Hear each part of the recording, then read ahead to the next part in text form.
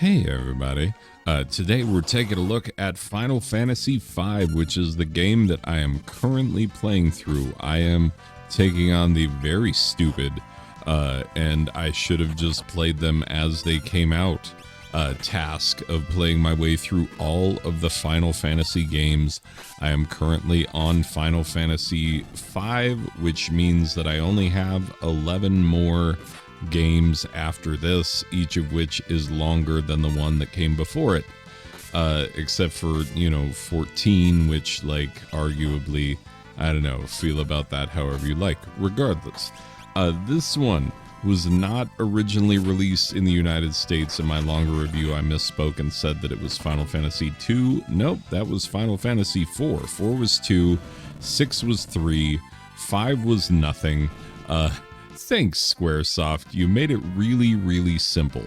Why not just release all the games, when they came out? Well, because Americans were not really getting the turn-based strategy vibe. Anyway, regardless, Final Fantasy V makes excellent use of the job system introduced in Final Fantasy III. It expands upon it with one of the most solid sets of jobs you are going to see thus far in the Final Fantasy games. It has a really solid story, which of course revolves around crystals and people messing with the crystals, and there being elemental aspects of the crystals which give you jobs, unlocking new jobs every time you come across a new crystal, and all of those things.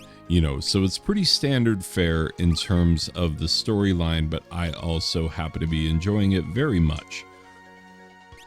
And I have found that there are some really nice twists in the story that is what makes a really good Final Fantasy game. I think about the big twist in Final Fantasy III, and man, that still resonates, even though, like, for an 8-bit RPG, pretty impressive, the storytelling. Really. I think it's an underrated entry in the series, if anything. Regardless, Final Fantasy V I think of as like Final Fantasy V is where this sort of classic generation of not only Final Fantasy games, but classic generation of 16-bit RPGs takes off in a big way. With the active time battle system, the ATB, being used perfectly. I will say some of the jobs are wildly unbalanced, especially Ninja, which is why I have 2 of them in my group, one of which has white wizard powers as well. So the ability to mix and match, as you use more jobs, you unlock more abilities, and pretty soon you can have a stupid array of abilities. That's why a lot of people play this game in the later levels on Freelancer, which is kind of crazy, but makes a lot of sense. Anyway, I am having a blast playing this game. I'm absolutely loving it. I think it's a great entry in the Final Fantasy series, and that is why I am giving it a 9 out of a possible 10.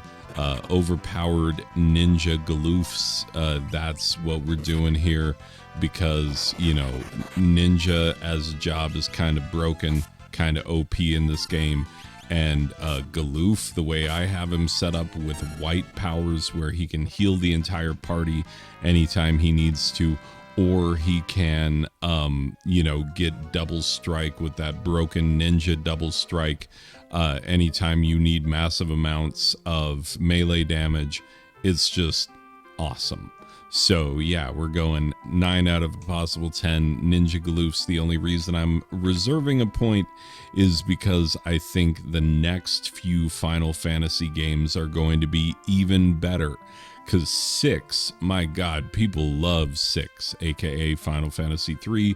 7, of course, is monolithic. 8 and 9, there are always people who will tell you that those are their favorite games. So yeah, I'm looking forward to the next few as well, but I'm really enjoying this one. That's going to do it for this one, and I will see you in the next one. Okay, bye.